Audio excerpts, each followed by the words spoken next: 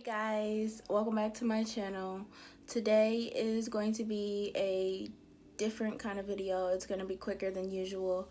I didn't get as much footage as I would have liked to have gotten because this was more of an experimental recipe and I didn't know if it would come out right, so I didn't record a lot of it.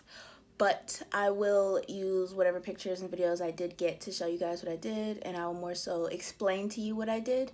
And I will also have everything in the description box that I used. And yeah, let's get right into the video. So here you see that I got 2 salmon fillets. I made a cream cheese filling with crab, Gouda cheese, mozzarella, parsley, lemon, garlic, and some salt and some pepper. And I sandwiched that in between my salmon fillets. I put a pat of butter on top and I tossed that in the oven. That went in the oven at 400 for about 20 to 25 minutes. So here at this step, I didn't get to show it, but I seared some shrimp and I seared them in butter and oil with a little bit of salt, pepper, and a chipotle roasted garlic seasoning that I have, and I just set that aside.